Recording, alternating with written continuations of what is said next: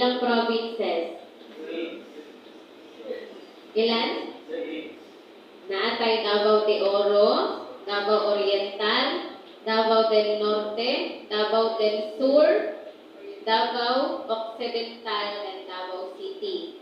So, yung anim na provinces, pinaghahatian po yan nila Sir George, at ang dami pong applications. That's why meron tayong paghihintay, diba? Naghulanta sa ato ang seminar. Okay, so today, i-discuss si Sir George ang about sa ato ang programa. So, let's welcome our Project Evaluation Officer, Mr. George Montilla. Siya po ang magiging evaluator ninyo.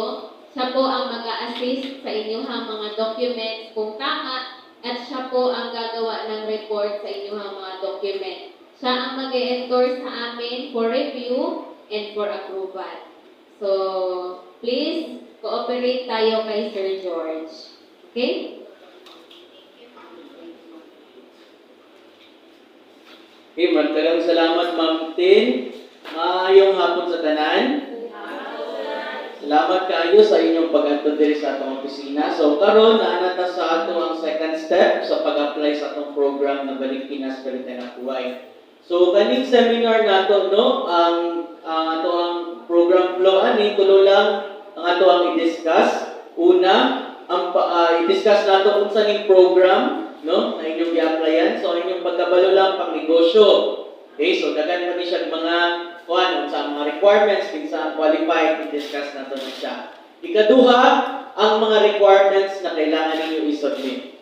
Okay? Ug ang ikatulo, ang pinaka-importante ang pagbuhat og business plan. No? So ato sang i-discuss ang ato ang unsa ning program na inyong i-applyan. Okay? So again, ako si George Anthony Mondilla. Kung mag-follow up mo, nakoma na mag-submit sa inyong requirements, mangutana ato ang in charge sa hotline kung kinsa ang nag-seminar or kinsa ang inyong evaluator, ako ang pangalan ng inyong iingon. Okay? Tuma na siya. Ang amo ang number po, 0951-657-8812 kung gusto ninyo mag-follow up sa inyong application. Okay, so ako lang ni siya ibalik ko niya. So proceed na tanong sa Balik Pinas, Balik Hanap Buhay program. Okay? Ang programa na ito po ay livelihood assistance. So, dili ni siya pang bayad o utang, dili ni siya pang Jollibee, dili ni siya pang personal yung pangangailangan. Okay? Ang OWA, ihatag ni sa inyo para kamo magsugod og negosyo or dagdagan ninyong kapital ang inyong negosyo para mas mulago.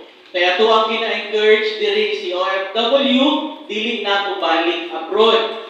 No? Kaya na may pahit na itabo siya dito. Okay?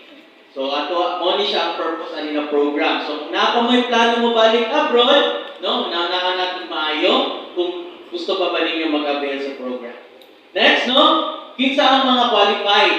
No? Kaya basi naday yung mga kanila na in-money sila ang kanila, ang nahitabo sila. Okay? So, pwede ninyo i-endorse ang program sa ilahan. So, distress workers. Kinsa man ang mga distress workers? Kamo ang mga distress workers. Katong mga OFWs na nagka-problema sa amo or sa kumpanya. Okay? Maong na pauli. Okay? Maulong to siya. Nagka-problema sa amo or sa kumpanya. Kung ang rason sa inyong pag-uli, namatyan o parente, namatay inyong anak, inyong bana, inyong asawa, namatyan mo or nagka-problema sa inyong pamilya diri, no? Ang inyong hangbana nangita naglain diri sa Pilipinas, ang inyong asawa nanay lain kalaguyo, no mo na ang rason sa inyong pag-uli, dili na siya ma-consider as distress kay personal man ang inyong problema. Okay? Next, unfinished contract. Kinsa pa man gusto tiwason ang duha ka tuig kung ginakulatan na kadto. No? So mostly sa atong mga distress workers, wala nila nahuman ang kontrata. For nayuban, special cases na ipugos silang amo na magpadayon na sila subject for further evaluation. Okay? O a member. So kita tanan ni agyo agency bago ta ni gawas, no? Kita wala na agency dire. Diba? Wala. So kita tanan, ay ka sir, direct hire ka po. Okay. So mga inanong cases no, si Sir basi nag-visit ka dito sa Polo at ma-verify sa inyong membership, mo na imo kang member sa OWA. Okay? Pero kamot na lang mostly sa inyo ni Agio Agency, no? So, nag-process mo sa inyong OEC ana, no? Katong document inyong ginapakita sa immigration para makagawas mo. Okay? Apil man good sa proseso sa agency, no? Sila ang magbayad sa inyong membership, OWA membership, kung first time ninyo muadto dito sa abroad. Okay? Or kung first time ninyo dito sa inyong bagong employer, or first time ninyo dito sa bagong country, sila ang magbayad sa inyong OWA membership. Okay? Succeeding years, kung naswertehan mo, inyong amo ganahan sa inyo i-renew nila inyong contract, responsibility na ninyo, or depende sa sabot ninyo sa inyong amo kung kinsa ang mag-renew anak. No, voluntary po ang payment sa OWA membership. So, nasiguro yung bandere, 10,000, 5,000 ang ingon ni Ma'am Tin na madawat ninyo. I-explain natin na further na siya. Okay? Not more than 3 years of arrival in the Philippines. No? Kani siya na program, naani siya deadline kung kanus-an ninyo i-submit ang inyong mga requirements. Ang deadline kung kanus-an ninyo pwede i-submit ang inyong requirements, tulong ka tuig sukad sa inyong pagulit dito sa Pilipinas.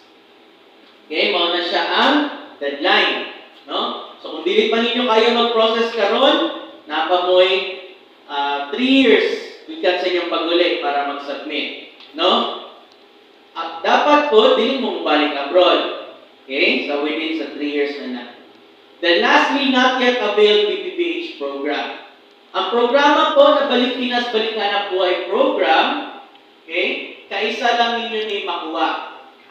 No? So, nasiguro mo'y nadunggan na pag mag-avail mo na program, pilit na mo makabalik abroad. Napay nakadungog ginana mga storya. No? So, ato anong i-clarify karon dili na siya tinuod. No, makabalik ihapon mo abroad, mas nakuha sa una. Okay? Pero kato lang jud, for example, nahuman ninyo, natiwas ninyo ang inyong bagong kontrata, pag-uli ninyo diri sa Pilipinas, dili na ninyo pwede balikan ang inyong i-applyan sa una. Kaya again, mubalik ta, ang bagong kontrata ang amuang basihan. Okay? So, klaro na siya ha? Okay. So, magkano ang assistance na matatanggap? So, naatay ito mga categories, 20,000, 10,000, 5,000. No? Kita ang 20,000 dito sa ingon ni Ma'am Ting ganina. Kita ang 10. Nabay 10? 5. Nay 5. Okay. So, nga naman na 20, 10, o 5. No? Sa una, ang Balik Pinas, Balik Hanap Buhay program, exclusive lang din siya 20,000 pero for active members. So, si OWA, nakita niya na daghan sa inyo no? Ang mga membership sa OWA expired. Okay? So, mao na gibuhat ni niya. No? Hatagan gyapon niya ang mga expired na ang membership.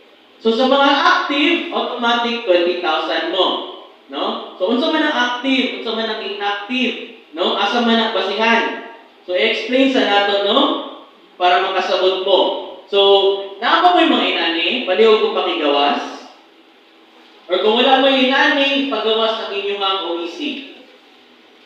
So, i-discuss sa nato kung sa man ang active, kung sa man ang inactive.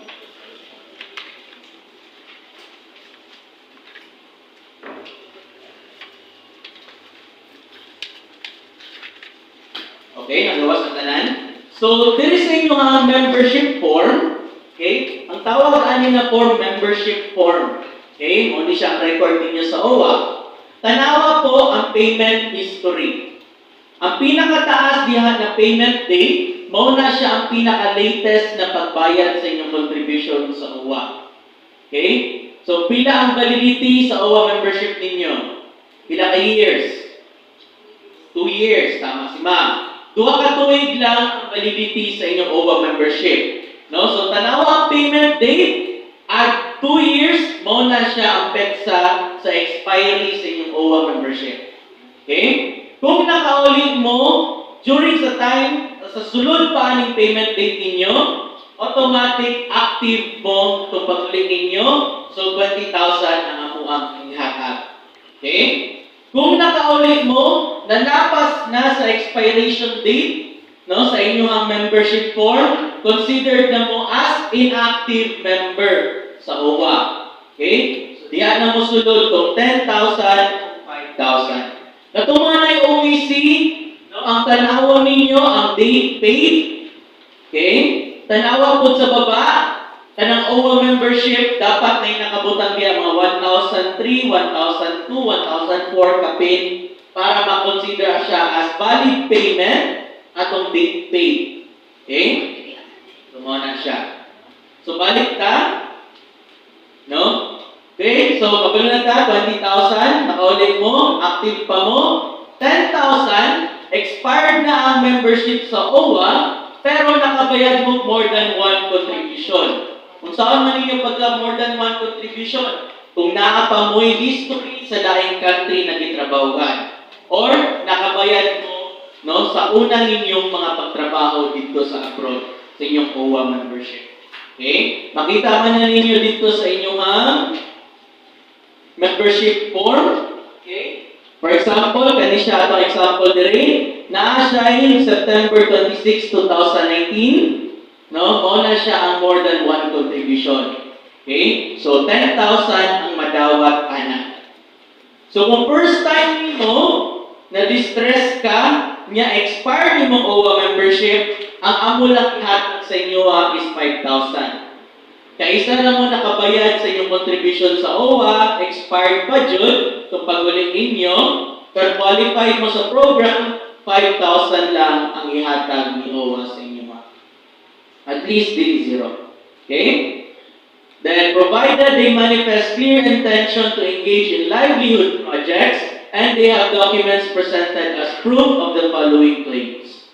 No? So, naipangunta na regarding sa programa. Wala? Klaro?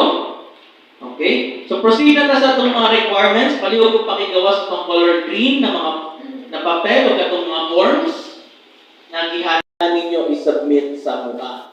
No? Ang first, ana, kung inyong tanawon, duly filled application form with one by one ID picture. So, mga ni siya. Okay? Paliwag ko mga mamog, sir, pangalan, first, apelyido, first name, middle name, ang inyong kompletong address. Ayaw lang ibutang diha ang barangay, no? O ang inyong probinsya, ang inyong city. Okay? Detalyado, kung sa napak, kung sa nalat, no? Kay mao na siya among guide kung mag-CI nami sa inyo Okay? Telephone or cellphone number, kompleto.